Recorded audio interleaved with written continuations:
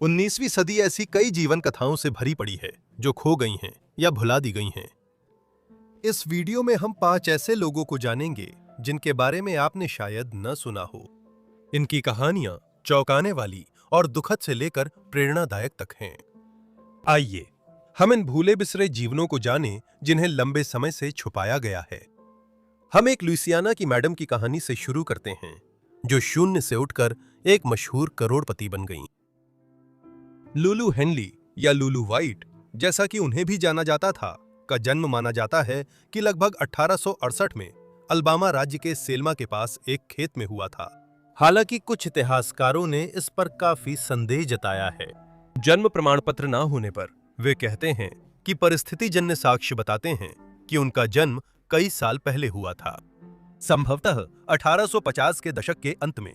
लेकिन सबसे अधिक संभावना है कि 1861 से 1865 के बीच अमेरिकी गृहयुद्ध के दौरान। वह मिश्रित नस्लीय थीं और तब उन्हें क्वाड्रून कहा जाता था।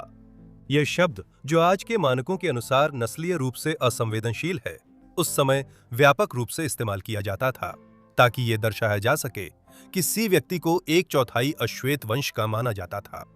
उन्होंने दावा किया था कि वह वेस्ट इंडीज से प्रवासी और क्रियोल वंश की हैं, लेकिन यह स्पष्ट नहीं है कि यह सही था।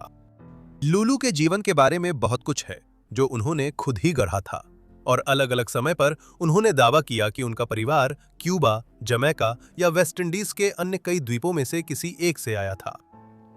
लुलू के शुरुआती जीवन की जानकारी कम है, लेकिन वह अभावों से भरा रहा होगा।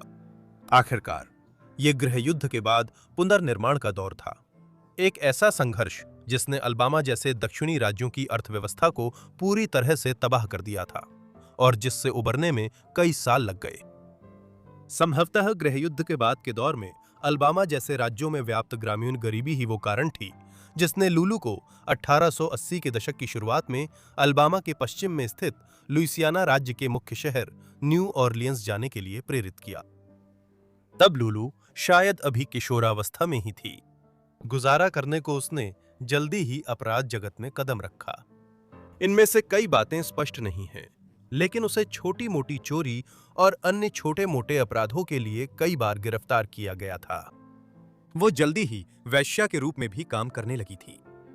1880 के दशक के मध्य से अंत तक युवावस्था में उसने अच्छा ग्राहक वर्ग बना लिया था और कई अमीर ग्राहक आकर्षित किए थे। इस काम के जरिए उसने जल्दी ही काफी पैसा भी जमा करना शुरू कर दिया था और 1890 के शुरुआती वर्षों तक उसके पास खर्च करने के लिए पूंजी थी। इसी वजह से वो ऐसे व्यापार में आई जिससे न्यू ऑरलियंस के कई नागरिकों का ध्यान आकर्षित हुआ। लुलू न्यू ऑरलियंस के इतिहास के एक दिलचस्प दौर में रह रही थीं। यह शहर 18वीं सदी में लुइसियाना की विशाल फ्रांसीसी कॉलोनी की राजधानी के रूप में उभरा था, जिसने आज के अमेरिकी मिडवेस्ट के अधिकांश हिस्से पर दावा किया था। यह संयुक्त राज्य अमेरिका का हिस्सा 1803 की लुइसियाना खरीद के बाद बना, जब अमेरिकी सरकार ने फ्रांस से यह कॉलोनी $1.5 करोड़ में खरीदी थी। इसके बाद न्यू ऑरलियंस ने फ्रांसीसी चरित्र और कैरेबियन से लुइसियाना की ओर हुए व्यापक प्रवास के कारण मजबूत क्रियोल प्रभाव बनाए रखा।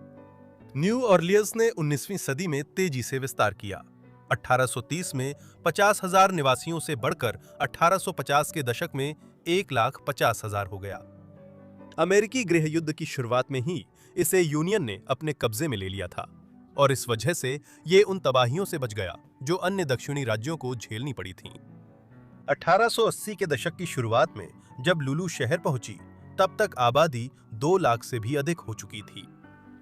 न्यू ऑरलियंस बड़ा औद्योगिक शहर तो नहीं बना, पर 1890 के दशक का एक और घटनाक्रम ने लुलू का जीवन बदल दिया। 19वीं सदी के अंत तक न्यू ऑरलियंस में वेश्यावृत्ति बहुत आम थी, जैसा कि उस समय लगभग सभी अमेरिकी और यूरोपीय शहरों में आज की तुलना में कहीं अधिक थी। व्यापार को नियंत्रित करने और वेश्यावृत्ति के लिए निर्धारित क्षेत्र बनाने के प्रयास में न्यू ऑरलियंस के नगर अधिकारियों ने 1897 में एक अध्यादेश पारित किया, जिसमें यह निर्धारित किया गया कि वेश्यावृत्ति को शहर के एक निर्धारित क्षेत्र प्रसिद्ध फॉबर ट्रेमे, जो शहर के सबसे पुराने इलाकों में से एक है, तक सीमित किया जाना चाहिए। उस समय यह क्षेत्र युद्ध से पहले मुक्त गुलामों और वेस्टइंडीज से आए क्रियोल प्रवासियों के बसने का केंद्र माना जाता था, जबकि आज यह शहर के जैज संगीत के केंद्र के रूप में प्रसिद्ध है। नया क्षेत्र स्टोरीविल कहलाया, जिसका नाम सिडनी स्टोरी के नाम पर था, जिन्होंने न्यू ऑरलियंस में वेश्यावृत्ति नियंत्रण के लिए यह कानून शुरू किया था। बाद में जब उन्हें पता चला कि उनका उपनाम रेड लाइट डिस्ट्रिक्ट का पर्याय बन गया है, तो वो बहुत हैरान और परेशान हुए। यही स्टोरीविल में लुलू ने अगले 20 वर्षों तक अपनी अधिकांश गतिविधियां अंजाम दीं। यहां वेश्यावृत्ति भी किसी अन्य उद्योग की तरह ही नियंत्रित थी। सेक्स वर्कर्स शहर में 25 सेंट देकर ब्लू बुक खरीदकर पंजीकृत होती थीं, जिसके माध्यम से वे अपनी सेवाओं का विज्ञापन करती थीं और कानूनी रूप से काम कर सकती थीं। लुलू शायद न्यू ऑरलियंस में वो व्यक्ति थीं जिन्हें स्टोरीविल को एक ऐसा इलाका बनाए जाने से सबसे ज्यादा फायदा हुआ, जहां वेश्यावृत्ति कानूनी रूप से की जा सकती थी। इस संबंध में उनकी गतिविधियां महोगनी हॉल से जुड़ी मानी जाती हैं। हालांकि स्टोरीविल में कई कोठे और पार्लर थे, लेकिन महोगनी हॉल को उन सभी में सबसे भव्य माना जाता था। 235 बेसिन स्ट्रीट पर स्थित यह अलग-अलग नस्लों की महिलाओं वाला एक कोठा था, जिसमें किसी भी समय लगभग 40 वेश्याएं काम करती थीं। महोगनी हॉल लुलू के निर्देश पर बनाया गया था, जिसकी लागत $40,000 थी। ये एक 4 मंजिला कोठा था, जिसमें 15 कमरे थे, जिनमें निजी स्नानघर और 5 बैठकें थीं। कमरों में चारों ओर शीशे और महोगनी की सजावट और फर्नीचर थे, जबकि आम जगहों में संगमरमर की फर्श, घुमावदार सीढ़ियां और यहां तक कि एक लिफ्ट भी थी। इस तरह महोगनी हॉल को सबसे उच्च मानकों के अनुसार बनाया गया था और शुरू से ही यह स्पष्ट रूप से यह अमीर ग्राहकों के लिए था। यह लूला ने खुद 1880 और 1890 के दशक में काफी धन इकट्ठा कर लिया था। कोठे के निर्माण में उस समय जो धनराशि लगी थी, वो आज $1 मिलियन से भी ज्यादा होती, और ये काफी बड़ी रकम थी। और ऐसा लगता है कि उन्हें शहर के व्यापारिक या राजनीतिक हलकों से भी वित्तीय समर्थन प्राप्त था, जो उनकी मदद कर रहे थे। 1900 के शुरुआती वर्षों में अपने दरवाजे खोलने के बाद महोगनी हॉल ने बहुत जल्दी भारी मात्रा में धन अर्जित करना शुरू कर दिया। लुलू भी उसी तरह शाही अंदाज में रहती थीं, सबसे बेहतरीन कपड़े और गहने खरीदती थीं और उस प्रतिष्ठान की मेजबान के रूप में काम करती थीं। उनके खर्चे का आलम ऐसा था कि उन्हें डेमी मोंडे की डायमंड क्वीन कहा जाने लगा, और वह अक्सर महोगनी हॉल में मेजबान के रूप में एक लाल विग, सिर पर ताज और हर उंगली में हीरे की अंगूठियां पहनकर नजर आती थीं। महोगनी हॉल में दी जाने वाली सेवाओं का प्रचार ब्लू बुक, एक अलग रेड बुक और लुलू के कहने पर बांटे गए ब्रोशर के जरिए किया जाता था। इस प्रकार 1910 के दशक की शुरुआत में नॉर्थ बेसिन स्ट्रीट के 235 नंबर की लिस्टिंग मिलती है। हर प्रविष्टि के शीर्ष पर लुलू का नाम है, और फिर एनी स्टोन, एमा सीयर्स, आयरीन मार्च, कोरीन वेलेरी आदि के नाम सूचीबद्ध हैं। लुलू, जो इस समय तक खुद वेश्या के रूप में काम नहीं करती थीं, बल्कि केवल महोगनी हॉल की मैडम थीं, उन्होंने इस स्थल को न्यू ऑरलियंस के सबसे प्रसिद्ध जैज स्थलों में से एक बना दिया। 1900 और 1910 के दशक के दौरान शुरुआती जैज के अग्रदूत जैसे जेली रोल मॉर्टन और जोएल किंग ओलिवर, जिनमें से बाद वाले ने बाद में महान लुइस आर्मस्ट्रांग का मार्गदर्शन किया, महोगनी हॉल में बजाया करते थे। आर्मस्ट्रांग 1901 में इसी इलाके में जन्मे और बाद में लुलू के वेश्यालय को महोगनी हॉल स्टॉम्प शीर्षक वाले गीत के नाम में अमर किया। लुलू के व्यापार अब महोगनी हॉल और वेश्यावृत्ति से आगे निकल गए। उदाहरण के लिए 1912 में उन्होंने महोगनी हॉल से हुई कमाई का कुछ हिस्सा इस्तेमाल करके 1200 बियनविल स्ट्रीट पर बेसिन स्ट्रीट के कोने पर और महोगनी हॉल से कुछ ही दूरी पर लुलू व्हाइट सैलून नामक एक सैलून खोला। 1906 में वह कुछ समय के लिए पश्चिम की ओर कैलिफोर्निया भी गई थीं। यहां उन्होंने अपनी तेज व्यापारिक समझ का प्रदर्शन किया, जब उन्होंने फिल्म निर्माण के उभरते उद्योग में निवेश किया, जो लॉस एंजलिस शहर के बाहरी इलाके में हॉलीवुड नामक जगह पर अपने शुरुआती विकास के चरण में था। हालांकि उन्होंने इस उद्योग की संभावनाएं पहचानी, लेकिन यह विकसित हो रहे सबसे बड़े फिल्म स्टूडियो में से एक को हासिल करने की उनकी कोशिश नाकाम रही। लुइसियाना लौटने पर कैलिफोर्निया में उनके एजेंट, व्यापारिक साझेदार ने उन्हें धोखा दिया और सौदा बिगाड़ दिया। 1900 के दशक के मध्य में हॉलीवुड के बड़े स्टूडियो में हिस्सेदारी पाने में असफलता 1900 के और 1910 के दशकों में लुलु की व्यापारिक असफलताओं में पहली थी। प्रथम विश्व युद्ध के समय सरकार ने स्टोरीविल बंद कर दिया था। 1917 में युद्ध में शामिल होने पर अमेरिकी नौसेना ने अपने अधिकांश संसाधन न्यू ऑरलियंस जैसे बंदरगाह वाले शहरों में तैनात किए। युद्ध सचिव न्यूटन बेकर चिंतित थे कि वहां की वेश्यावृत्ति यूरोप जाने वाले सैनिकों का ध्यान भटका रही थी और इसलिए 1917 के अंत में उन्होंने नगर सरकार पर दबाव डाला कि वो स्टोरीविल से संबंधित 1897 के कानून को रद्द कर दे। 1917 में न्यू ऑरलियंस में वेश्यावृत्ति फिर से भूमिगत व्यापार बन गई। महोगनी हॉल का पतन तेज हुआ क्योंकि उसकी व्यावसायिक गतिविधियां अवैध हो गई थीं। यह इमारत लगातार गिरावट के दौर में चली गई और अंततः 1929 में इसे $11,000 में बेच दिया गया, जो कि उस $40,000 का एक छोटा सा हिस्सा था जितने में इसे बनवाया गया था, खासकर जब महंगाई को ध्यान में रखा जाए। समय के साथ आलीशान इंटीरियर काफी कम हो गया क्योंकि नए मालिक, एक स्थानीय डिपार्टमेंट स्टोर के मालिक, ने न्यू ऑरलियंस के सबसे आलीशान वैश्यालय को अपनी दुकान के स्टोरेज रूम में बदल दिया। यह लुलु के लिए व्यावसायिक दृष्टि से इकलौती परेशानी नहीं था। 1919 में संयुक्त राज्य अमेरिका की कांग्रेस ने वोल्स्टेड एक्ट पारित किया, जिसने 1920 में अमेरिका में शराबबंदी का रास्ता साफ किया। इस प्रकार लुलु का दूसरा बड़ा व्यवसाय, बियनविल स्ट्रीट पर उसका सैलून, को भी 1920 में अपना व्यापार मॉडल बदलना पड़ा। उसने इसे सॉफ्ट ड्रिंक बेचने वाला प्रतिष्ठान बना दिया। उसने नई वास्तविकताओं को आसानी से नहीं स्वीकारा। हमारे पास 1920 में गिरफ्तारी के बाद ली गई लुलु की मगशॉट है। यहाँ हमें एक महिला मिलती है जो शायद अपनी 50 के अंत या 60 की शुरुआत में थी, जिससे यह संकेत मिलता है कि वह वास्तव में 1868 से पहले कभी पैदा हुई थी, जैसा कि पहले अनुमान लगाया गया था।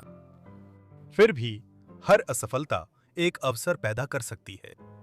कई अन्य पूर्व शराबखानों के मालिकों और शराब बेचने वालों की तरह लुलु हेनली 1920 के दशक में अवैध शराब बनाने और बेचने लगीं, जो मुख्य रूप से रम और विस्की जैसी स्पिरिट्स के रूप में शराब का उत्पादन करती थीं, वो भी न्यू ऑरलियंस और लुइसियाना राज्य में अवैध डिस्टिलरियों में। हालांकि उनका धंधा शिकागो के अल कापोंड या न्यूयॉर्क और न्यू जर्सी के लोच इलुचियानो और माया लेंथी जितना बड़ा नहीं था, फिर भी लुलु लुइसियाना की अपराधी दुनिया में, जो निषेध के कारण बनी थी, एक महत्वपूर्ण शख्सियत बन गई।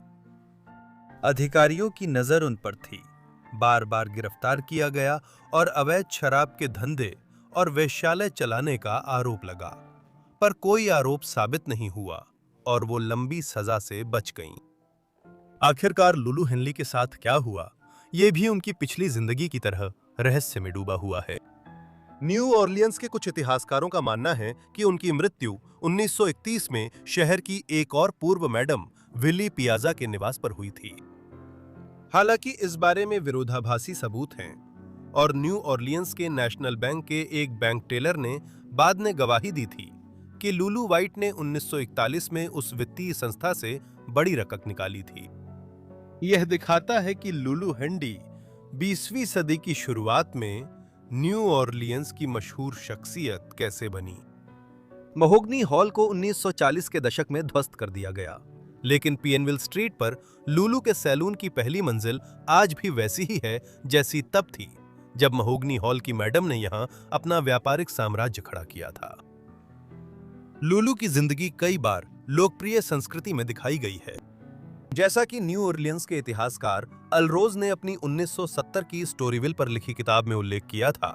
1934 की फिल्म बेल ऑफ द नब्बे की मे वेस्ट का किरदार स्पष्ट रूप से लुलु से प्रेरित था, लेकिन उस समय अमेरिकी समाज में व्याप्त नस्लवाद के कारण फिल्म से सभी नस्लीय संदर्भ हटा दिए गए थे।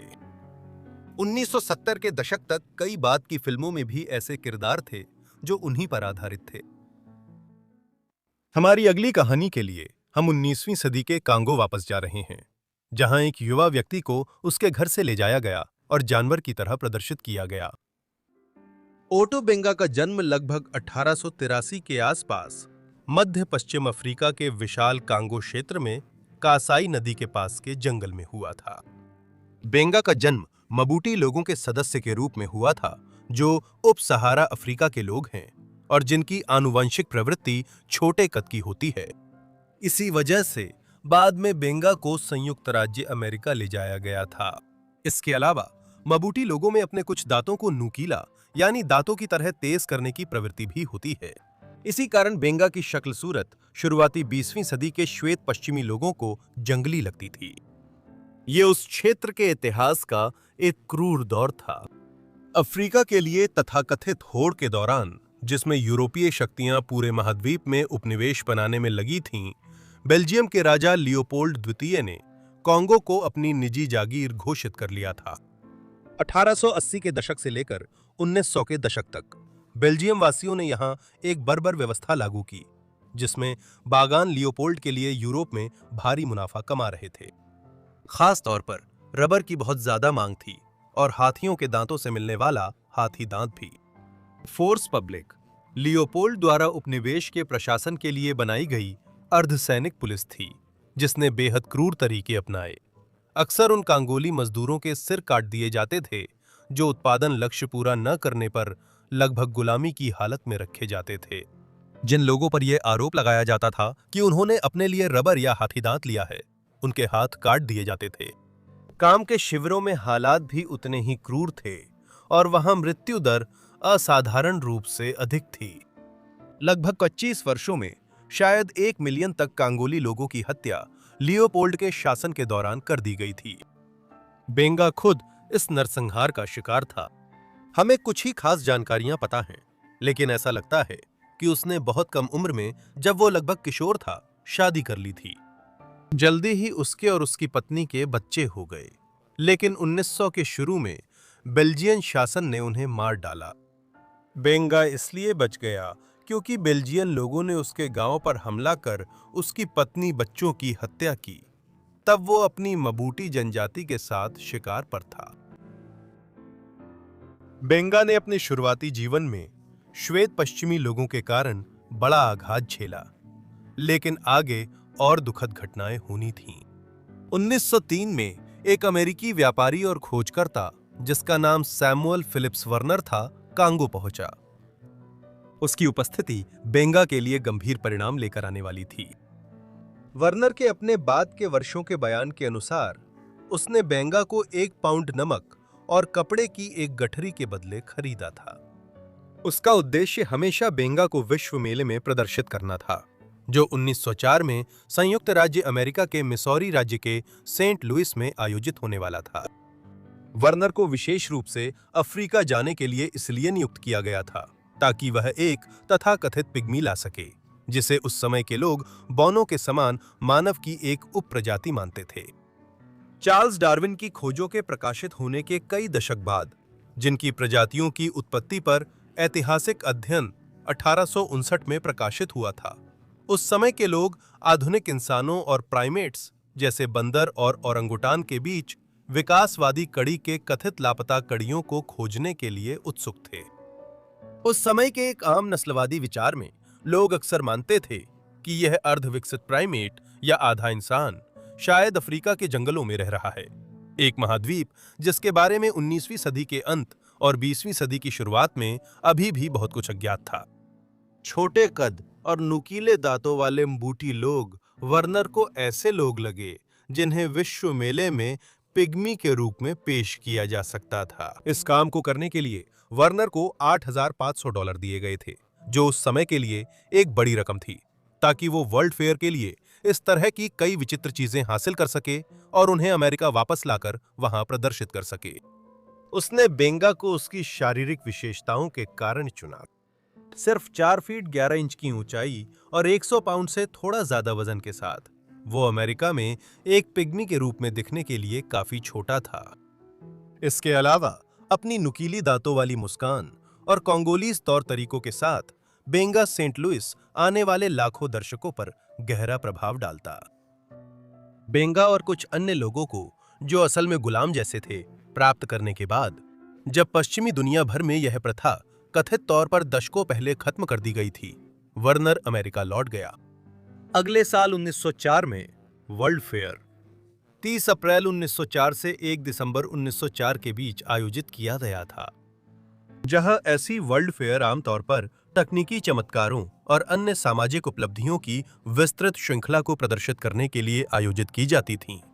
वहीं बेंगा को दुनिया भर के इंसानों के एक बड़े संग्रह के हिस्से के रूप में प्रदर्शित किया गया था, जिसमें नेटिव अमेरिकन, फिलिपिनो और अफ्रीकी लोग शामिल थे। इनमें सबसे प्रसिद्ध शायद अपाचे इंडियन चीफ जेरोनिमो थे, जो एक मेडिसिन मैन और योद्धा थे, जिन्होंने 19वीं सदी के दूसरे हिस्से में न्यू मैक्सिको और एरिजोना के क्षेत्र में अमेरिकी उपनिवेशीकरण का विरोध करने वाले नेटिव अमेरिकन प्रयासों का नेतृत्व किया था। बेंगा को यहाँ एक पिग्मी के रूप में प्रदर्शित किया गया था, लेकिन यह चाल जल्द ही मजाक का विषय बन गई। उस समय के एक अखबार ने संपादकीय में लिखा था कि हमें नहीं समझ आता कि बाकी लोग इस मामले में इतनी भावनाएं क्यों दिखा रहे हैं। ओटो बेंगा हमारी जानकारी के अनुसार अपनी जातीय जनजाति का एक सामान्य उदाहरण है, जिसका मस्तिष्क उतना ही विकसित है जितना उसके अन्य सदस्यों का। इस तरह वर्नर और मेले के आयोजकों द्वारा 4 फुट 11 इंच लंबे बेंगा को विकासवादी श्रृंखला की लापता कड़ी के रूप में पेश करने की कोशिशों के बावजूद बहुत कम लोग पूरी तरह से आश्वस्त हुए। बेंगा ने सेंट लुइस में इस तरह घुमाए जाने को हल्के में नहीं लिया और रिपोर्ट है कि उसने प्रदर्शनी के दौरान वर्नर और अपने पकड़ने वालों का विरोध किया। वास्तव में उन्होंने और उनके अफ्रीकी साथियों ने इतनी अशांति फैला दी थी कि एक समय पर संयुक्त राज्य अमेरिका की सेना की पहली इलिनॉय रेजिमेंट को उस उपद्रव को शांत करने के लिए बुलाना पड़ा। बेंगा ने झगड़े में जेरोनिमो को प्रभावित किया, इसलिए अपाचे प्रमुख ने अफ्रीकी को अपनी इज्जत के प्रतीक स्वरूप तीर की नोक दी। वर्ल्ड फेयर के समापन पर वर्नर को बेंगा के साथ क्या करना है, इस पर संदेह था। शुरुआत में वह वर्ल्ड फेयर के लिए अमेरिका लाए गए कई अन्य अफ्रीकियों के साथ अफ्रीका वापस चला गया, लेकिन अपने घर वापस लौटने का समय उसके लिए परेशानियों भरा था। उसने जल्दी ही दूसरी शादी कर ली और उसकी नई पत्नी भी उतनी ही जल्दी मर गई, इस बार एक जहरीले सांप के काटने से। इसके अलावा बेंगा अफ्रीका में जीवन से सामंजस्य नहीं बैठा पाया और जब वर्नर अमेरिका लौटने के लिए निकला तो बेंगा ने उसके साथ यात्रा करने का अजीब फैसला किया। उसे न्यूयॉर्क सिटी के American museum of natural history में कुछ समय के लिए काम और रहने की जगह मिली। यह ज्यादा समय नहीं बीता था कि वार्नर और म्यूजियम के क्यूरेटर हेनरी बम्पस के बीच बेंगा की तनख्वाह को लेकर विवाद हो गया। हालांकि एक अधिक स्थायी समाधान तब सामने आया जब न्यूयॉर्क जूलॉजिकल सोसाइटी के निदेशक की ओर से, जो संस्था मुख्य रूप से न्यूयॉर्क सिटी के ब्रॉन्क्स चिड़ियाघर के संचालन के लिए जिम्मेदार थी, एक प्रस्ताव आया। निदेशक विलियम हॉर्नाडे ने बेंगा को अफ्रीकी जानवरों की देखभाल की नौकरी दी, क्योंकि हॉर्नाडे मानते थे कि वह उनसे आसानी से घुल मिल जाएगा। हालांकि ज्यादा समय नहीं बीता था कि हॉर्नाडे ने देखा कि चिड़ियाघर में आने वाले मेहमान उन जानवरों की तुलना में बेंगा में ज्यादा रुचि ले रहे थे, जिनकी वह देखभाल कर रहा था। नतीजतन उन्होंने बेंगा को ही प्रदर्शन की वस्तु बना दिया। प्रदर्शनी का पहला दिन 8 सितंबर 1906 को था और आगंतुक बेंगा को बंदर घर में देख सकते थे। प्रदर्शनी पर लगे एक बोर्ड पर लिखा था, अफ्रीकी पिग्मी ओटा बेंगा, उम्र 23 साल, कद 4 फीट 11 इंच, वजन 103 पाउंड, कसाई नदी, कांगो फ्री स्टेट, दक्षिण मध्य अफ्रीका से डॉक्टर सैमुअल पी वर्नर द्वारा लाया गया। सितंबर के दौरान हर दोपहर प्रदर्शित किया गया। ब्रॉन्क्स में बेंगा लोहे के पिंजरे में बंद था। ये एक बहुत बड़े बाड़े के किनारे स्थापित किया गया था, जिसमें चिड़ियाघर के प्राइमेट्स रखे गए थे। यह संकेत दिया गया था कि बेंगा अपने पास रहने वाले ओरंगुटान और बंदरों से थोड़ा अधिक विकसित था। यह की परिस्थितियां क्रूर थीं। सब सहारा अफ्रीका के निवासी होने के कारण बेंगा गर्म जलवायु का आदी था, लेकिन चिड़ियाघर के इस हिस्से को जानबूझकर ठंडा रखा गया था, क्योंकि ठंडे तापमान से प्राइमेट्स बेचैन हो जाते थे और वे ऐसे व्यवहार करते थे जिससे चिड़ियाघर के आगंतुकों की रुचि बढ़ती थी। शायद एकमात्र चीज जिसने बेंगा को थोड़ी खुशी दी वह ये थी कि उसे डोहुंग नामक एक बुद्धिमान ओरंगुटान से लगाव हो गया था, जो करतब दिखा सकता था और मानव व्यवहार की नकल कर सकता था। वहां कैद होने के शुरू से ही बेंगा की अपनी स्थिति से नाराजगी सबके लिए साफ दिखाई देती थी। उस समय के अखबारों में लिखा गया कि वो चिड़ियाघर आने वालों को डरावनी नजरों से देखता था।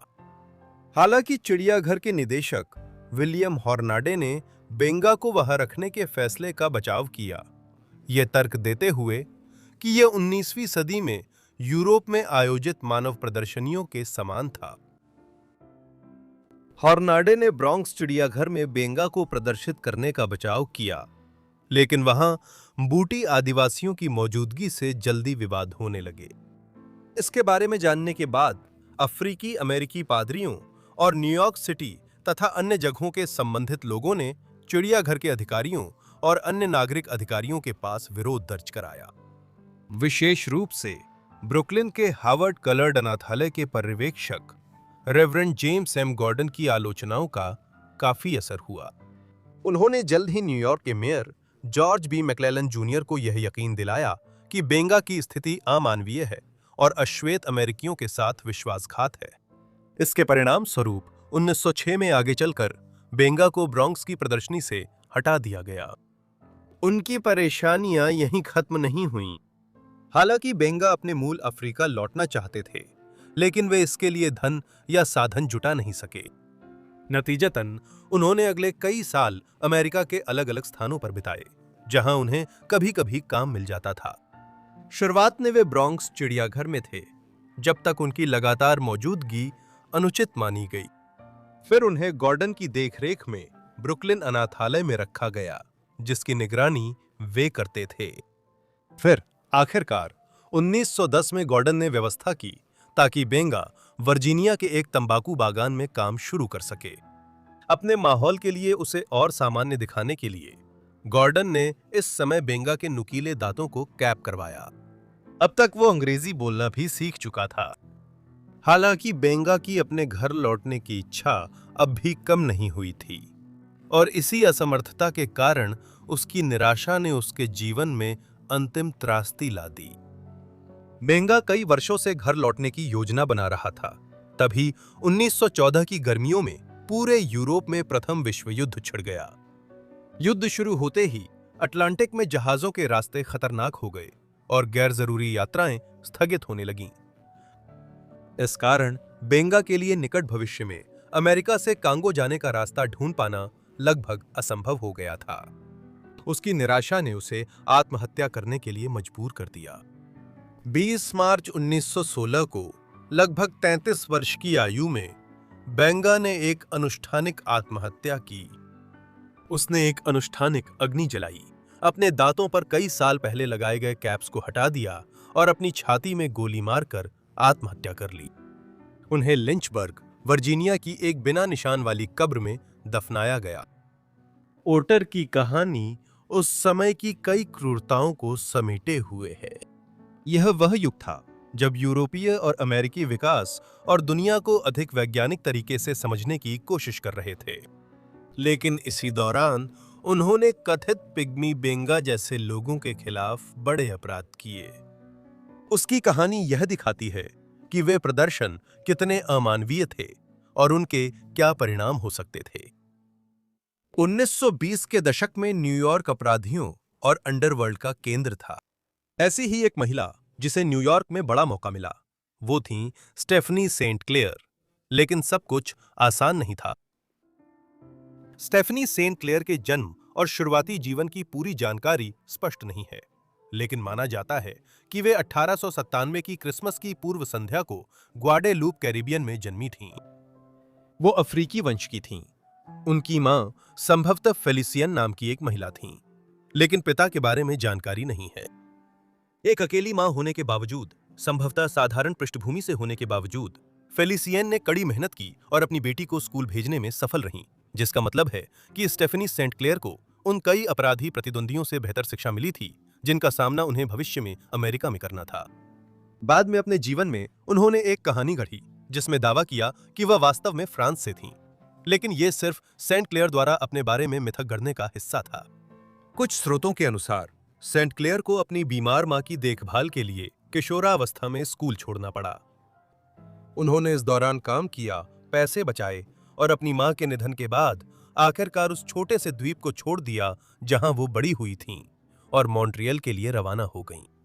उनके जन्म और बचपन के बारे में भले ही स्पष्ट जानकारी न हो, लेकिन इतना तय है कि वे 1910 के दशक में अमेरिका के लिए रवाना हुई थीं।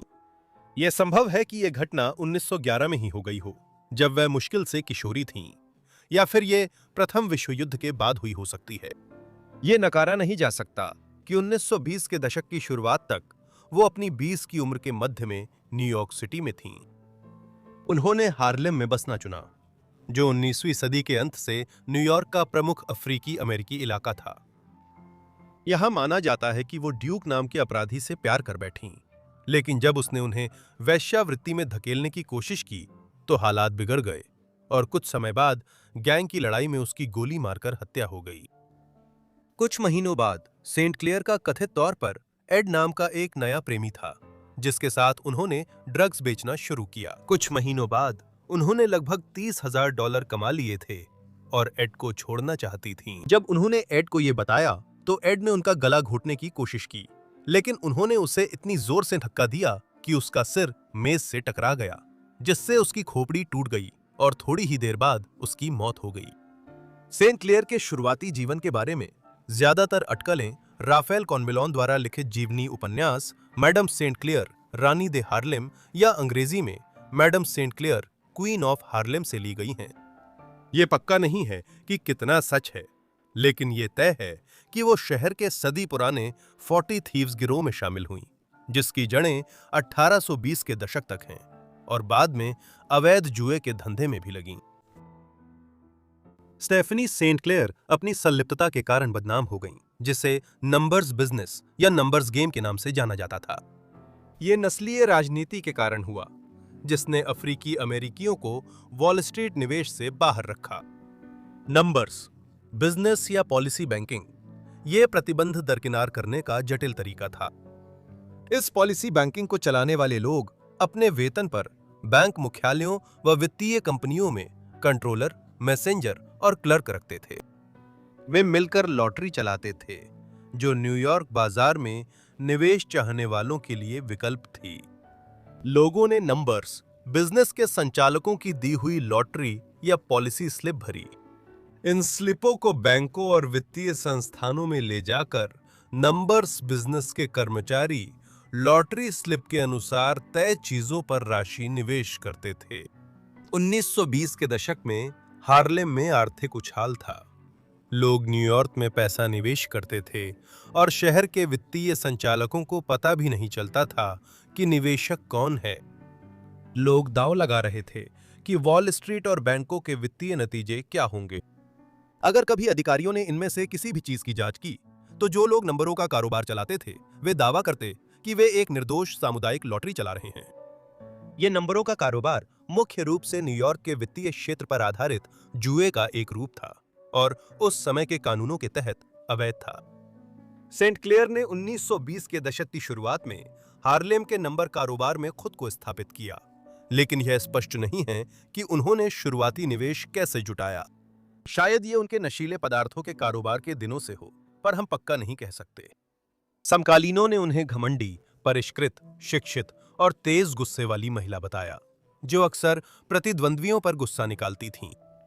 सेंट क्लेयर के व्यक्तित्व ने उन्हें कारोबार में सफल बनाया और 1920 के दशक के मध्य तक वे नंबर कारोबार में लगाए गए कुल पैसे में से एक हिस्सा लेकर अच्छी कमाई कर रही थीं। उन्होंने लॉटरी के कई संस्करण भी चलाए। एक लोकप्रिय लॉटरी थी जिसमें रोज न्यूयॉर्क क्लियरिंग हाउस के नंबरों का इस्तेमाल होता था। सेंट क्लेयर के साथ दांव लगाने वाले 1 से 999 तक किसी भी नंबर पर दांव लगाते थे।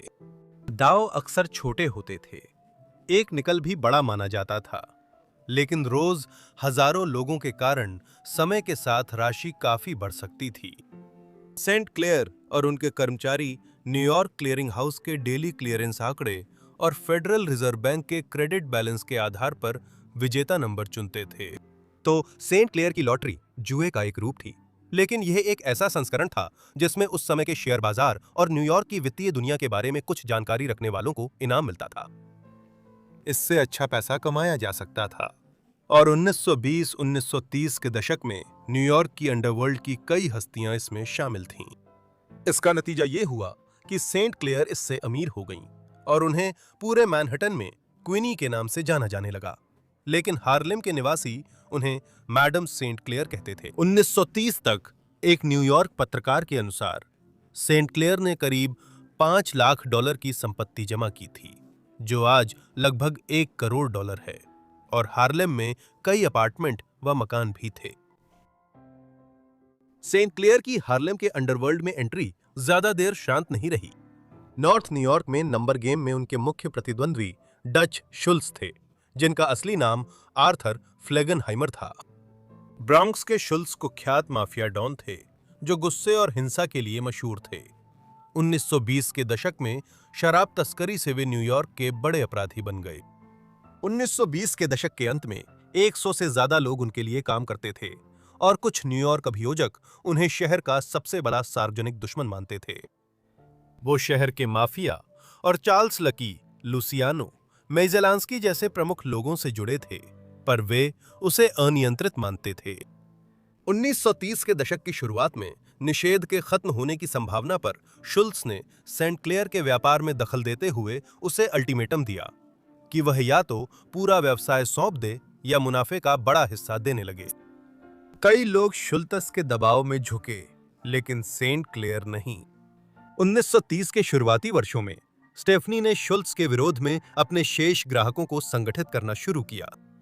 जब उन्हें पता चला कि हार्लेम में स्टोर मैनेजर और व्यापारी शुल्स के लिए सट्टा इकट्ठा कर रहे हैं, तो उन्होंने हिंसक रूप से उनका सामना कर उनकी दुकानों में घुसकर कारोबार तहस-नहस कर दिया। मैडम सेंट क्लेयर ने यहां तक कि हार्लेम के अखबारों में विज्ञापन भी दिए, जिसमें उन्होंने निवासियों को ब्लैक खेलने के लिए प्रोत्साहित किया, जिसका मतलब था कि वे अपना पैसा शुल्स के पास न लगाएं और उसकी बजाय एक स्थानीय अश्वेत महिला के रूप में उनका समर्थन करें। शुल्स ने सेंट क्लेयर के खिलाफ डराने धमकाने का अभियान शुरू कर दिया, जो जल्दी ही अपहरण और हत्याओं तक पहुंच गया। स्टेफनी को मारने की सुपारी तक दे दी गई थी, जिसके बाद सेंट क्लेयर ने हार्लेम में कई सुरक्षित ठिकाने अपनाए। इस अत्याचार के चरम पर एक बार सेंट क्लेयर को शुल्स के आदमियों से बचने के लिए कोयले के ढेर के नीचे छिपना पड़ा था। इसी वजह से उन्होंने खुद को कम दिखाया और अपना आपराधिक कारोबार अपने मुख्य गुर्गे एल्सवर्थ बम्पी जॉनसन को सौंप दिया। संघर्ष के अंत तक 40 से अधिक लोग मारे जा चुके थे। आखिरकार सेंट क्लेयर और डच शुल्स का संघर्ष स्टेफनी की जीत पर खत्म हुआ। यह सेंट क्लेयर की उपलब्धि से ज्यादा 1930 के दशक में न्यूयॉर्क की अंडरवर्ल्ड राजनीति की अनिश्चितता के कारण था। शुल्स और लकी लुसियानो, जो 1920 के दशक के अंत से न्यूयॉर्क में इटालियन माफिया के मुखिया थे, के बीच संबंध हमेशा तनावपूर्ण रहे थे और हालात तब बिगड़ गए जब शुल्स ने लुसियानो की अध्यक्षता वाले कमीशन के सीधे आदेश की अवहेलना कर दी। तब शुल्तस पर न्यूयॉर्क सिटी के वरिष्ठ अभियोजक थॉमस ड्यूई ने धोखाधड़ी व टैक्स चोरी का आरोप लगाया, इसलिए उसने उसे मरवाने की योजना बनाई। यह तब हुआ जब माफिया कमीशन ने मना किया था, क्योंकि उन्हें डर था कि ड्यूई की हत्या से सख्त कार्रवाई शुरू हो जाएगी। नतीजतन कमीशन ने तय किया कि शुल्स को रोका जाना चाहिए। 23 अक्टूबर 1935 को न्यू जर्सी के नेवर्क में एक रेस्टोरेंट के टॉयलेट में बैठे शुल्स को गोली मार दी गई। अगले दिन शुल्तस की मौत हो गई। शुल्स की मृत्यु के समय सेंट क्लेयर ने उन्हें टेलीग्राम भेजा, जैसा बोओगे वैसा काटोगे, और पॉलिसी की मैडम क्वीन के नाम से साइन किया। बताया जाता है कि वह टेलीग्राम देश भर में चर्चा में आ गया था। जहां वो डच शुल्स से संघर्ष कर रही थीं, वहीं सेंट क्लेयर न्यूयॉर्क की कानून प्रवर्तन एजेंसियों से भी टकराती रहीं। ये एक तरफ तो उनके अवैध लॉटरी के कारोबार में शामिल होने के कारण था, लेकिन साथ ही हार्लेम में उनकी सक्रियता के कारण भी था। 1920 के दशक के अंत तक उन्होंने अफ्रीकी अमेरिकियों को उनके अधिकारों की जानकारी देने के लिए स्थानीय अखबारों में विज्ञापन देना शुरू किया, ताकि वे पुलिस से परेशान किए जाने या गिरफ्तार किए जाने पर अपने अधिकार जान सकें। इससे धीरे धीरे वो एक सामुदायिक नेता के रूप में उभर कर सामने आईं। इन कारणों से स्टेफनी न्यूयॉर्क पुलिस के अभियान की शिकार बनी, और दिसंबर 1929 में गिरफ्तार कर ली गईं। आखिरकार उन्हें जुए और अन्य अपराधों का दोषी ठहराया गया और 8 महीने के लिए एक सुधार गृह में सजा सुनाई गई, जहां उन्हें कड़ी मेहनत करनी पड़ी। सेंट क्लेयर 1930 के अंत में सुधार गृह से यह निश्चय कर बाहर निकली कि वो न्यूयॉर्क की कानून प्रवर्तन एजेंसियों से बदला लेंगी। इसी समय जज सैमुअल सीब्री के नेतृत्व में न्यूयॉर्क की राजनीति, पुलिस और न्यायपालिका में भ्रष्टाचार उजागर करने के लिए कई जांचें शुरू हुई थीं। सेंट क्लेयर जल्द ही सीब्री आयोग को अंदरूनी जानकारी देने लगीं, यह आरोप लगाते हुए कि शहर भर की पुलिस उनके जैसी अश्वेत नंबर ऑपरेटरों को परेशान करती है, जबकि ज्यादा स्थापित संगठित अपराध गिरोहों से जुड़े लोगों की अनदेखी करती है। उनकी गवाही से एक पुलिस लेफ्टिनेंट और 13 अन्य पुलिसकर्मी गिरफ्तार या बर्खास्त हुए। सेंट क्लेयर की बदनामी 1930 के दशक के मध्य में न्यूयॉर्क में चरम पर पहुंच गई, जब वो एक स्वतंत्र नंबर कारोबार चलाने वाली महिला के रूप में स्थापित हो गई थीं। हार्लेम में उन्होंने शहर के सबसे खतरनाक गैंगस्टरों में से एक डच शुल्ट्ज का सामना किया और उन पुलिस वालों से बदला लिया जिन्होंने 1920 के दशक के अंत में उन्हें जेल भेजने की साजिश की थी। उनकी बदनामी 1936 में और बढ़ गई, जब उन्होंने बिशप अमरू अल-मुमिन के साथ कानूनी मान्यता से रहित विवाह अनुबंध में प्रवेश करने का फैसला किया। सूफी अब्दुल हमीद उस समय न्यूयॉर्क के विवादास्पद नस्लीय कार्यकर्ता थे, जिन्हें उनकी यहूदी विरोधी टिप्पणियों के कारण ब्लैक हिटलर कहा गया। हामिद ने दावा किया था कि उनका जन्म मिस्र के पिरामिडों के पास हुआ था और वे शहर भर में रैलियों को संबोधित करते समय पगड़ी और चोगा पहनते थे। हकीकत ये थी कि वे मैसाचुसेट्स से थे। जब तक वे और सेंट क्लेयर 1930 के दशक के मध्य में जुड़े, तब तक उन्होंने खुद को एक ऐसे व्यक्ति के रूप में स्थापित कर लिया था जो जर्मन अमेरिकी समुदाय से मेलजोल रखते थे और शहर के यहूदी समुदाय के खिलाफ तीखी बयानबाजी करते थे। उनका और स्टेफनी का 1936 का अनुबंध था कि वे 1 साल की आजमाइशी अवधि के लिए शादीशुदा रहेंगे। अगर यह सफल रहा तो वे औपचारिक रूप से विवाह बंधन में बंध जाते, लेकिन बात वहां तक कभी पहुंची ही नहीं। हामिद वफादार नहीं थे और उन्होंने कई अफेयर किए। सेंट क्लेयर को जब पता चला कि हामिद का जमैका की भविष्य बताने वाली और रहस्यवादी मैडम फू फातम से रोमांस है, तो 19 जनवरी 1938 को उन्होंने हामिद को 3 बार गोली मार दी। हालांकि इस हमले में हामिद को मामूली चोट ही आई थी, क्योंकि गोली सिर्फ छूकर निकल गई थी। फिर भी सेंट क्लेयर पर हत्या की कोशिश का आरोप लगाया गया। इसके बाद सनसनीखेज मुकदमे में हामिद ने खुद को यूजीन ब्राउन माना, लेकिन इससे ज्यादा फर्क नहीं पड़ा।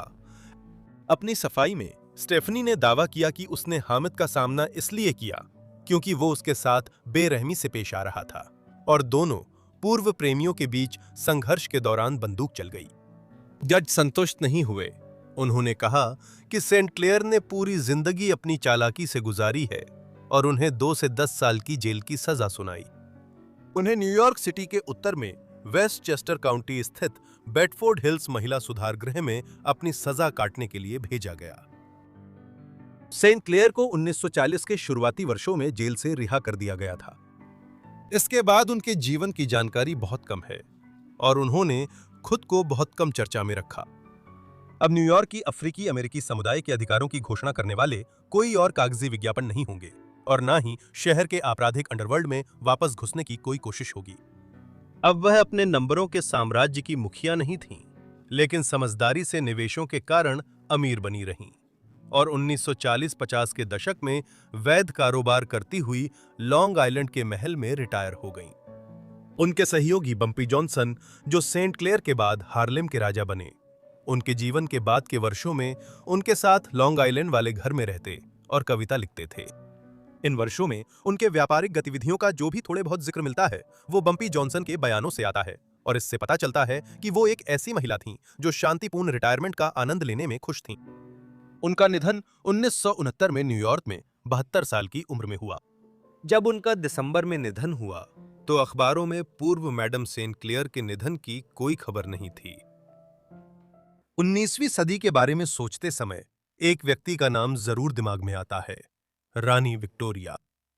कम ही लोग जानते हैं कि उनकी संरक्षिता और धर्मपुत्री एक अफ्रीकी राजकुमारी थीं, जिन्होंने कई कठिनाइयां झेली थीं। बोनेटा का जन्म 1843 में ओल कोडान नाइजीरिया के दक्षिण पश्चिम में हुआ था। उनका असली नाम मोबा आइना था। आइना का जन्म एग्बाडो या युवा लोगों के एक उच्च पदस्थ सदस्य के रूप में हुआ था, जो योरूबा जनजाति का हिस्सा थे। 19वीं सदी के मध्य में ये लोग नाइजीरिया, बेनिन और टोगो के आसपास पश्चिमी अफ्रीका की अधिकांश आबादी में शामिल थे। साथ ही एग्बाडो समुदाय में आइना की स्थिति एक राजकुमारी के समान थी। हालांकि उनका जन्मस्थान 2 शताब्दियों से एक अत्यंत अस्थिर क्षेत्र रहा था, क्योंकि ये वो प्रमुख क्षेत्र था जहां से यूरोपीय शक्तियां गुलामों का व्यापार करती थीं, जिन्हें बाद में नई दुनिया में ले जाया जाता था, विशेष रूप से कैरेबियन की गन्ने के बागानों और उत्तरी अमेरिका की पूर्व ब्रिटिश उपनिवेशों में। इस व्यापार में अक्सर अफ्रीकी ही अफ्रीकियों को बेचते थे। उदाहरण के लिए शक्तिशाली सोंघाई साम्राज्य ने इन सदियों के दौरान आधुनिक माली के आसपास पश्चिमी अफ्रीका के भीतरी हिस्से पर शासन किया था। वे अफ्रीकी साथी लोगों को गुलाम बनाकर ब्रिटिश, फ्रेंच, पुर्तगाली और डच व्यापारियों को सेनेगल क्षेत्र में बेचते थे। नाइजीरिया क्षेत्र के करीब डाहोमी राज्य ने 17वीं सदी की शुरुआत से ही आज के दक्षिणी बेनिन पर शासन किया था। डाहोमी के शासक पश्चिम अफ्रीका में लंबे समय तक ब्रिटिश और फ्रेंच गुलाम व्यापारियों के मध्यस्थ रहे। डाहोमी राज्य की सेनाएं पड़ोसी क्षेत्रों पर हमला कर सैकड़ों गुलाम पकड़तीं और उन्हें दक्षिणी बेनिन के बंदरगाहों में यूरोपीय शक्तियों को बेच देती थीं, जो उन्हें अटलांटिक पार ले जाती थीं। फिर भी 19वीं सदी के मध्य तक सब बदल रहा था, क्योंकि 1833 में ब्रिटिश संसद ने दास्ता उन्मूलन अधिनियम पारित किया, जिससे पूरे साम्राज्य में गुलाम व्यापार प्रतिबंधित हो गया। लेकिन पश्चिमी अफ्रीका में प्रतिक्रिया धीमी थी और 1840 के दशक में भी गुलामों के लिए ऐसे छापे जारी थे। ऐना के गांव ओल कोदान 1848 में डाहोमी राज्य के ऐसे ही एक छापे का शिकार हो गया। दुखद रूप से हमले के दौरान उसके माता-पिता की हत्या कर दी गई। साथ ही समुदाय के कई अन्य वरिष्ठ सदस्यों की भी जान चली गई। हालांकि ऐना को बख्श दिया गया और नतीजतन वो सिर्फ 5 साल की उम्र में राजा गेजो के दरबार में पहुंच गई। ऐना को उसका नाम कैसे मिला और वो इंग्लैंड कैसे पहुंची, ये सब पूरी तरह से 1850 में कप्तान फ्रेडरिक ई फोर्ब्स के पश्चिमी अफ्रीका मिशन से जुड़ा हुआ था। फोर्ब्स को एचएमएस बोनेटा के कप्तान के रूप में ब्रिटिश रॉयल नेवी ने वहां भेजा। उनका मिशन ब्रिटिश क्राउन के एजेंट और रानी विक्टोरिया के प्रतिनिधि के रूप में ब्रिटिश साम्राज्य और डाहोमी के राजा गेजो के बीच एक नए संबंध पर बातचीत करना था। अब जब दास व्यापार पर प्रतिबंध लगा दिया गया था, फिर भी गेजो या तो यह स्वीकार करने के लिए तैयार नहीं थे कि दास व्यापार समाप्त हो चुका है, या फिर उन्हें ठीक-ठीक समझना मुश्किल हो रहा था कि फोर्ब्स ने उनसे क्या कहा था। इसी के अनुसार गेजो ने यूरोपीय दास व्यापारियों के साथ व्यवहार करते समय एक लंबे समय से चली आ रही परंपरा का पालन किया, जिसमें वह जहाज के कप्तान को कुछ मुफ्त दास उपहार स्वरूप देते थे। ऐना 1850 में गेजो द्वारा फोर्ब्स को उपहार में दी गई थीं। दास व्यापार खत्म हो गया था, फिर भी फोर्ब्स ने रानी विक्टोरिया के नाम पर दासों को अपना लिया। ऐना का तुरंत बपतिस्मा हुआ और फोर्ब्स ने उन्हें नया यूरोपीय नाम दिया। ईसाई नाम के रूप में उन्होंने उन्हें सारा बुलाया, लेकिन उपनाम के लिए उन्होंने अपना नाम और जहाज का नाम दोनों दे दिए। इस तरह ओमोबा ऐना सारा फोर्ब्स बोनेटा बन गईं और वो जल्द ही इंग्लैंड के लिए रवाना हो गईं। सारा से संबंधित प्रारंभिक अभिलेखों में से एक कैप्टन फोर्ब्स की डायरी में मिलता है। 1850 में जब वे इंग्लैंड लौट रहे थे, तो उन्होंने उसकी सराहनीय स्वभाव और बुद्धिमत्ता की तारीफ की। इंग्लैंड पहुंचने के बाद उसे बाद में विंडसर कैसल में क्वीन विक्टोरिया से मिलवाया गया। इस समय क्वीन विक्टोरिया की उम्र 31 साल थी। क्वीन विक्टोरिया ने अपनी डायरी में सारा की बुद्धिमत्ता की सराहना की। सबसे खास बात यह थी कि बोनेटा ने कम उम्र में ही बेहतरीन अंग्रेजी सीख ली थी, जिससे क्वीन विक्टोरिया जरूर प्रभावित हुई होंगी। विक्टोरिया से सारा की यह पहली मुलाकात उसके जीवन का अहम क्षण थी। महारानी ने अपने संरक्षण में रह रही युवा अफ्रीकी सारा की शिक्षा का खर्च उठाने व समर्थन करने पर सहमति दी। इसके लिए धन दिया गया और सारा को शाही दरबार से जोड़ा गया। इसका मतलब ये नहीं कि सारा को शाही दरबार के सदस्य की तरह पाला गया, बल्कि वो शाही दरबार से जुड़ी थी और उसका खर्च रानी उठाती थी। उसकी अभिरक्षा कहीं और थी। कैप्टन फोर्ब्स को जल्दी ही जिम्मेदारी सौंपनी पड़ी, क्योंकि ड्यूटी के चलते कुछ महीनों बाद उन्हें पश्चिमी अफ्रीका लौटना पड़ा, जहां 1852 में उनकी मृत्यु हो गई। इसके अनुसार सारा को केंट के गिलेनहैम भेजा गया ताकि उसे प्रसिद्ध मिशनरी रेवरेंड जेम्स शोन और उनकी पत्नी एलिजाबेथ के घर में शिक्षा दी जा सके। हालांकि वह रानी से नियमित रूप से मिलती रहीं। जनवरी 1851 में जब उन्हें रानी के सामने पेश किया गया, तो ये क्वीन विक्टोरिया और उनके संरक्षण में रह रही युवा अफ्रीकी सारा के बीच चौथी मुलाकात थी। 1850 के दशक में सारा का बाद का जीवन उस मिशनरी कार्य के संदर्भ में समझा जाना चाहिए जो 19वीं सदी के दौरान ब्रिटिशों द्वारा किया गया था। गुलामी की समाप्ति के बाद इंग्लैंड में सुधारवादी वर्गों के बीच ये विचार तेजी से मजबूत होता जा रहा था। अफ्रीका के लोगों को गुलामों की तरह खरीदा बेचा जाने के बजाय सभ्य बनाना चाहिए और उन्हें यूरोपियों की तरह ईसाई जीवन के लाभ सिखाने चाहिए। रेवरेंड शॉन जैसे व्यक्ति इस ईसाईकरण और मिशनरी आंदोलन के अग्रणी थे। एक अफ्रीकी लड़की के रूप में जिसने इंग्लैंड में रहने के अनुभव को इतनी सकारात्मकता से स्वीकार किया था, सारा को ऐसे व्यक्ति के रूप में देखा गया जिसे खुद मिशनरी के रूप में शिक्षित और प्रशिक्षित किया जा सकता है। अगर उसे वापस अफ्रीका भेजा जाता ताकि वह स्कूलों और अन्य संस्थानों में काम कर सके जिन्हें ब्रिटिश मिशनरी उसके देश में स्थापित कर रहे थे, तो वह ईसाईकरण और मिशनरी आंदोलन के लिए एक बड़ी संपत्ति साबित हो सकती थी। रानी विक्टोरिया इस बात से पूरी तरह अवगत थीं। उन्हें अफ्रीकी मिशनरियों के कार्यों की पूरी जानकारी थी। सारा को पश्चिमी अफ्रीका में मिशनरियों के पास वापस भेजने की यह इच्छा उस पर इंग्लैंड की जलवायु के प्रभाव को लेकर चिंताओं के कारण और भी बढ़ गई थी।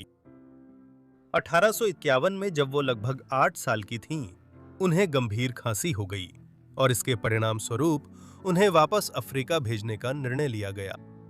इस प्रकार सारा ने अगले 4 साल यानी 1855 तक अब के सिएरा लियोन के फ्री टाउन में जूलिया एमिली सास द्वारा संचालित एनी वॉल्श मेमोरियल स्कूल में पढ़ाई की। 1855 के अंत में जब सारा 12 साल की थीं, तो वो सिएरा लियोन से इंग्लैंड लौट आईं। ये एक और बार रानी से मिलने का मौका था। रानी के सारा के प्रति स्नेह का एक संकेत ये है कि वो अपनी देखरेख में रहने वाली उस बच्ची को प्यार से सैली कहकर पुकारती थीं। वास्तव में कुछ साल बाद सारा ने विक्टोरिया की बेटी एलिस की शादी में भी शिरकत की थी, जो लुई चतुर्थ ग्रैंड ड्यूक ऑफ हेसे से हुई थी। 1850 के दशक के मध्य में उसके जीवन के भविष्य को लेकर एक निर्णय लेना था। यह तय किया गया कि उसकी प्रारंभिक शिक्षा पूरी हो चुकी है और वह सिएरा लियोन वापस नहीं जाएगी। इसके परिणाम स्वरूप 1850 के दशक के दूसरे हिस्से में आने वाले वर्षों में सारा को मिसेस सोफिया वेल्च की देखरेख में रखा गया, जिनके साथ वो इंग्लैंड के दक्षिणी तट पर ईस्ट ससेक्स के ब्राइटन में रहती थीं। इन वर्षों में उसने इंग्लैंड में एक अनोखी अफ्रीकी राजकुमारी के रूप में प्रसिद्धि पाई, जिसे महारानी विक्टोरिया के संरक्षण में लिया था और जिसकी बुद्धिमत्ता की चर्चा थी। 1860 के शुरुआती वर्षों में इंग्लैंड के एक सामाजिक कार्यक्रम में सारा ने जेम्स पिंसन से मुलाकात की। जेम्स पिंसन लाबुलो डेविस अफ्रीकी मूल के व्यापारी थे, जिन्होंने अंग्रेजी तौर तरीके अपनाए और इंग्लैंड व पश्चिमी अफ्रीका के बीच व्यापार से काफी संपत्ति बनाई। अपने व्यापारिक प्रयासों के दौरान वे वहां और इंग्लैंड में ब्रिटिश मिशनरी समुदायों के बीच भी एक प्रमुख व्यक्ति बन गए थे।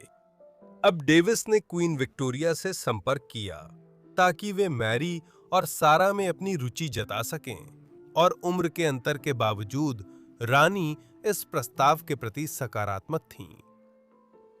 डेविस के अनुरोध के समय सारा लगभग 18 साल की थी, जबकि वे स्वयं 33 वर्षीय विधुर थे। इस कारण कुछ संकेत मिलते हैं कि सारा इस रिश्ते से पूरी तरह खुश नहीं थी। फिर भी दोनों की शादी 14 अगस्त 1862 को ब्राइटन के सेंट निकोलस चर्च में हुई थी। उचित ही शादी का संचालन सिएरा लियोन के बिशप ने किया था। शादी के बाद नवविवाहित जोड़ा अफ्रीका चला गया। वे सिएरा लियोन के फ्रीटाउन में बस गए, जहां सारा ने 1851 से 1855 के बीच 4 साल बिताए थे और जल्द ही वे माता पिता भी बन गए। 1863 में एक बच्ची का जन्म हुआ, जिसका नाम रानी के नाम पर विक्टोरिया रखा गया। रानी और सारा के बीच घनिष्ठ संबंध का एक और संकेत ये है कि रानी ने उस बच्ची की गॉडमदर बनने के लिए सहमति दी। इसके अलावा 1867 में इंग्लैंड वापस आने पर सारा ने 4 साल की बच्ची को रानी विक्टोरिया से मिलवाया। अगले वर्षों में 2 बच्चे और हुए। 1871 में आर्थर का जन्म हुआ और फिर 2 साल बाद 1873 में डेविस परिवार में एक और बेटी स्टेला का जन्म हुआ। हालांकि इस दौरान सारा की सेहत बिगड़ रही थी। किसी समय पर उन्हें तपेदिक हो गया था।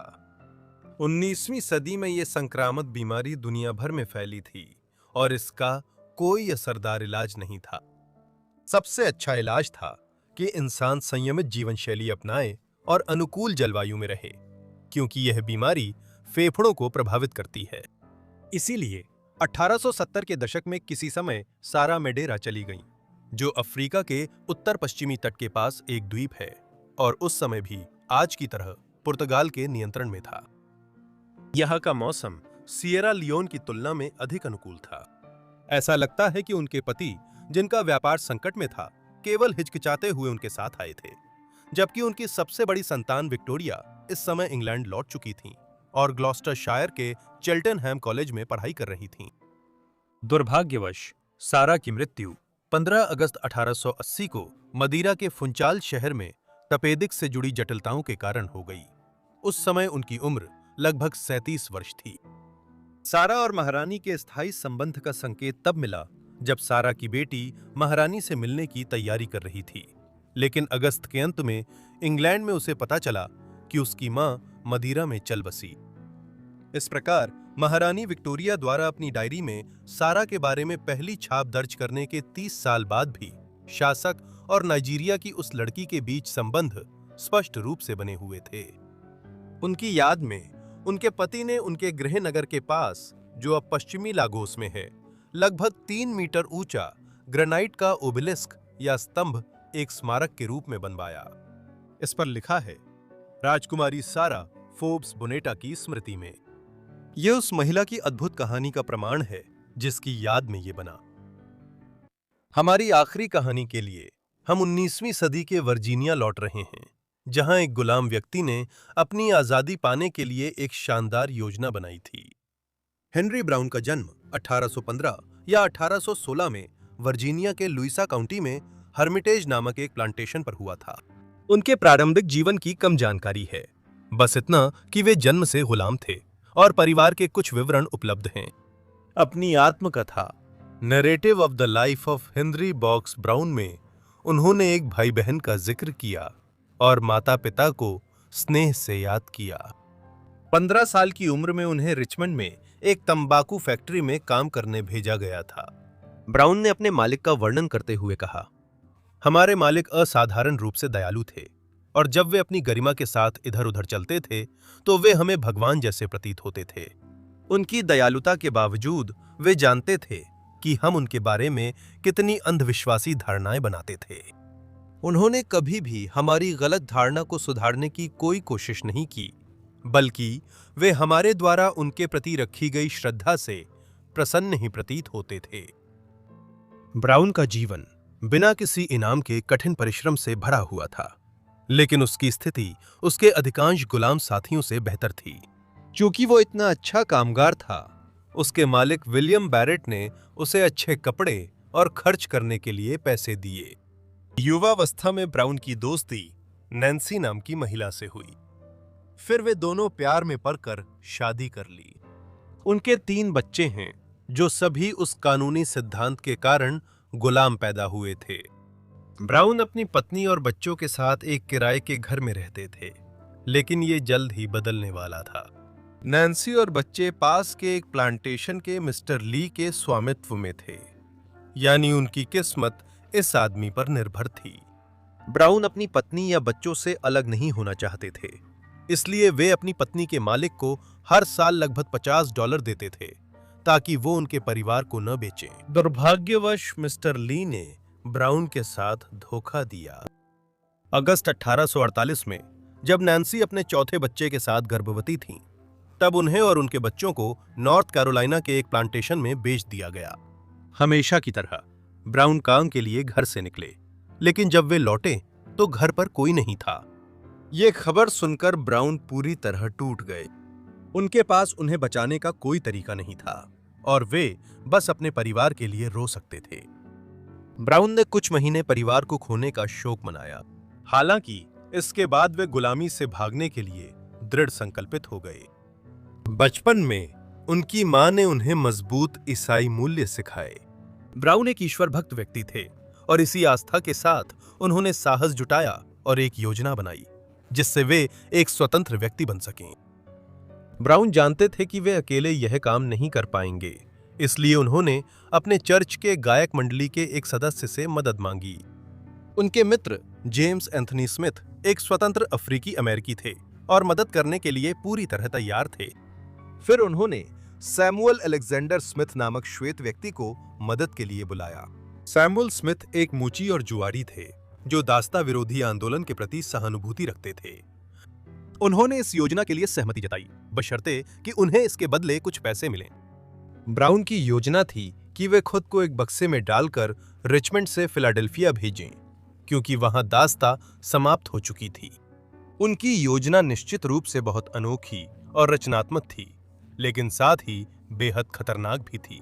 योजना को आगे बढ़ाने के लिए ब्राउन ने सैमुअल स्मिथ को $86 दिए, जो आज के समय में लगभग $3000 के बराबर हैं। यह उसकी जमा पूंजी का आधे से भी ज्यादा था, लेकिन ये एक जोखिम था जो वो लेने को तैयार था।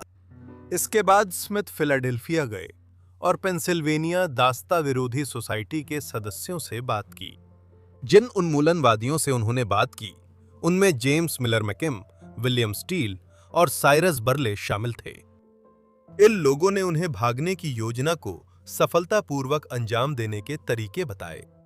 स्मिथ से कहा गया कि वह ब्राउन को पासामोर विलियमसन के ऑफिस डाक से भेज दे।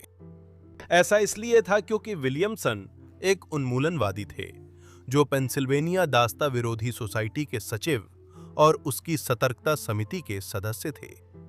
भागने की योजना में सफल होने के लिए ब्राउन ने छुट्टी लेने के लिए दर्द सहते हुए अपनी उंगली सल्फ्यूरिक एसिड से हड्डी तक जला ली। अगले दिन 29 मार्च 1849 को वो अपने बक्से में घुस गए, जिसे उनके साथियों ने कीलों से बंद कर दिया। ब्राउन जिस बक्से में यात्रा कर रहे थे वह साधारण माल के रूप में भेजा गया। कोई भी कभी ये उम्मीद नहीं करेगा कि कोई इंसान खुद को एक तंग बक्से में समेट लेगा जिसकी लंबाई 3 फीट, गहराई 2 फीट 7 इंच और चौड़ाई 2 फीट थी। बक्से में सफर को कम असुविधाजनक करने के लिए उसमें ऊनी कपड़े और बेज की परत डाली गई थी। हवा के लिए उसमें केवल 3 छोटे छेद बनाए गए थे। इसके अलावा खाने पीने के लिए उनके पास सिर्फ थोड़ा सा पानी और कुछ बिस्किट ही थे। डिब्बे पर यह भी लिखा था कि उसे किस तरफ रखना है, जिसमें बड़े अक्षरों में यह हिस्सा ऊपर रहे लिखा हुआ था। ब्राउन के लिए यह यात्रा भले ही खतरनाक थी, लेकिन यह पूरी तरह से इसके लायक थी। उसने लिखा, अगर आप कभी मेरी तरह अपनी आजादी से वंचित नहीं हुए हैं, तो आप उस आजादी की उम्मीद की ताकत को नहीं समझ सकते जो मेरे लिए सच में आत्मा का सहारा थी, पूरी तरह से मजबूत और अडिग। पूरी यात्रा में ब्राउन को कई तरह से ले जाया गया। उसका डिब्बा पहले एक बैलगाड़ी पर ले जाया गया था, फिर वो ट्रेन से यात्रा करता रहा जब तक उसका डिब्बा बंदरगाह नहीं पहुंचा। इसके बाद उसे एक स्टीम बोट पर लादा गया। इस यात्रा का यह हिस्सा पूरा होने के बाद उसे एक और वैगन पर रखा गया, जिसने उसे दूसरी ट्रेन तक पहुंचाया। यात्रा के आखिरी हिस्से में उसे फेरी रेलवे के जरिए ले जाया गया और अंत में 27 घंटे की यात्रा के बाद एक वैगन में पहुंचाया गया। डिब्बे पर मजदूरों के लिए साफ निर्देश थे कि इसे सावधानी से संभाला जाए और डिब्बे की कौन सी तरफ ऊपर रखनी है ये भी लिखा था। इसके बावजूद उस क्रेट को कई बार बहुत रूखे तरीके से संभाला गया और अक्सर वह उल्टी दिशा में रखा गया, लेकिन सौभाग्य से ब्राउन का पता नहीं चला। अपने 27 घंटे के सफर के एक हिस्से के दौरान ब्राउन का डिब्बा काफी समय तक उल्टी दिशा में रखा रहा। इस वजह से उसे लगा कि वह मौत के करीब है। ब्राउन ने लिखा कि वह जीतने या मरने के लिए दृढ़ था। मुझे लगा मेरी आंखें इतनी सूज गई थीं कि बाहर निकल जाएंगी और सिर पर खून का दबाव कनपटी की नसों को भयानक रूप से फुला रहा था। ब्राउन के लिए किस्मत अच्छी रही कि 2 आदमी जगह ढूंढते हुए डिब्बे को देखकर उसे सही दिशा में फर्श पर रखकर बैठ गए। ब्राउन ने कहा कि इसी वजह से उन्हें इस पीड़ा की स्थिति से राहत मिली।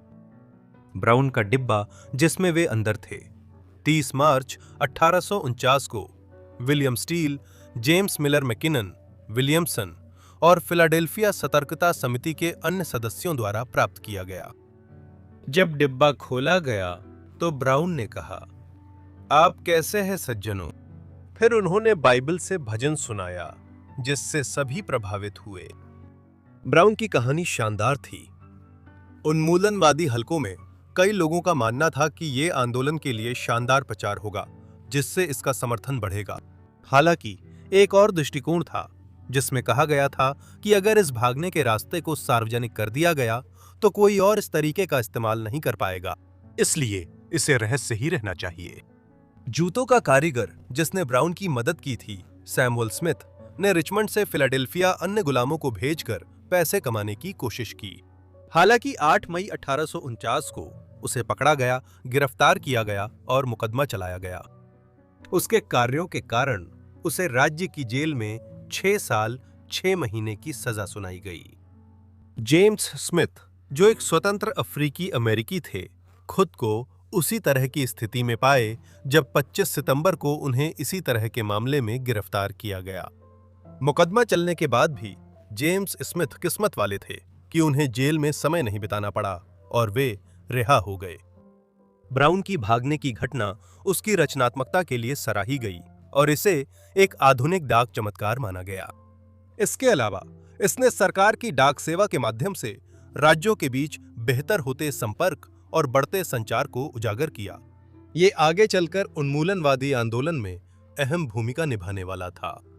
दक्षिण ने उन्मूलनवादी साहित्य को नियंत्रित करने की कोशिश की, लेकिन डाक सेवा के कारण वे इसमें असफल रहे। हजारों पैम्फलेट, पत्र और अन्य सामग्री दक्षिण तक पहुंच गईं।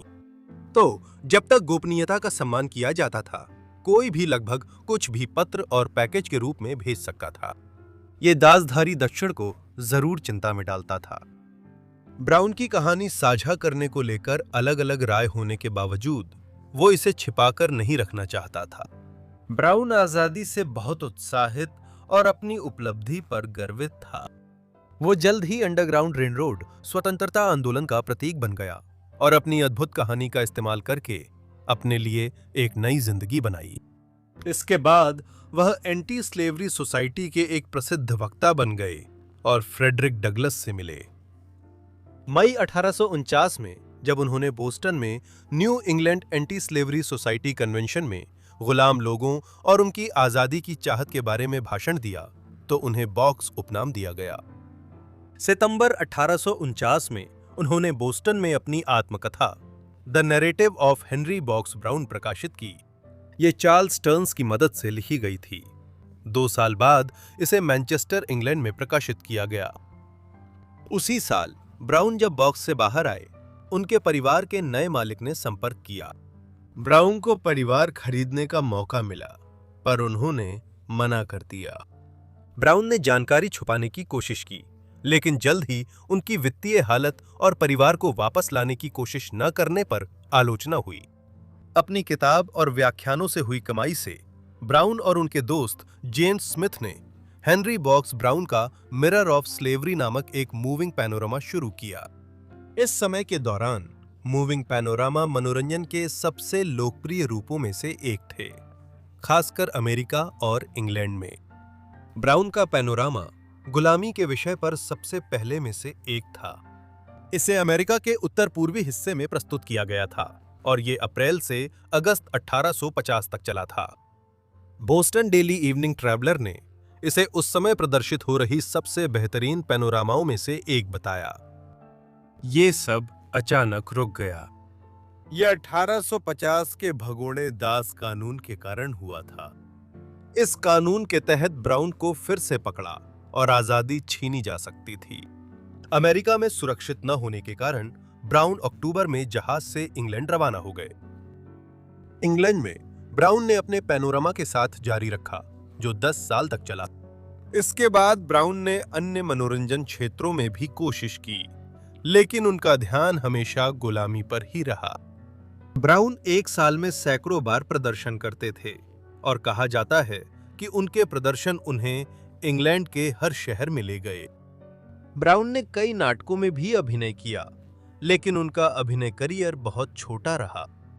1860 के दशक में उन्होंने प्रोफेसर एच बॉक्स ब्राउन और अफ्रीकन प्रिंस के नाम से जादूगर के रूप में शो किए। जब वे इंग्लैंड में थे, ब्राउन ने जेन फ्लॉयड से शादी की, जो एक टिन का काम करने वाले कारीगर की बेटी थीं। बाद में उनकी एक बेटी हुई जिसका नाम एनी था और एक बेटा हुआ एडवर्ड। 1875 में ब्राउन और उनका नया परिवार संयुक्त राज्य अमेरिका लौट आए, जहां उन्होंने अपना जादू का प्रदर्शन जारी रखा। उनके एक करतब में वो उसी डिब्बे में जाते थे जिसने उन्हें आजादी दिलाई थी। ब्राउन ने बुढ़ापे तक प्रदर्शन करना जारी रखा। उनका आखिरी प्रदर्शन 26 फरवरी 1889 को ब्रैंडफोर्ड, ओंटारियो, कनाडा में हुआ था। हालांकि कोई प्रदर्शन रिकॉर्ड नहीं मिला है, लेकिन कुछ दस्तावेज जैसे कि टैक्स रिकॉर्ड ये संकेत देते हैं कि उनके प्रदर्शन 1890 के शुरुआती वर्षों तक जारी रहे। ऐसा माना जाता है कि उनकी मृत्यु 15 जून 1897 को टोरंटो में हुई थी। उस समय उनकी उम्र 81 या 82 साल थी। इस संकलन वीडियो को देखने के लिए आप सभी का बहुत बहुत धन्यवाद। अगर आप अंत तक पहुंचे हैं तो मैं आपको खास तौर पर धन्यवाद देना चाहता हूं। नीचे कमेंट्स में मुझे बताएं कि आपको ये वीडियो कैसा लगा, और अगर आपके पास कोई और सुझाव हैं तो वे भी नीचे कमेंट्स में जरूर लिखें। अगर आप ऐसी और वीडियो चाहते हैं तो मुझे बताएं। और वैसे भी मुझे उम्मीद है कि आप लोग चैनल को सब्सक्राइब कर चुके हैं और नोटिफिकेशन भी ऑन कर चुके हैं, ताकि जैसे ही मैं वीडियो अपलोड करूं आपको तुरंत मिल जाए। मेरी तरफ से इतना ही। अगली फॉरगॉटन लाइफ में मिलेंगे। धन्यवाद।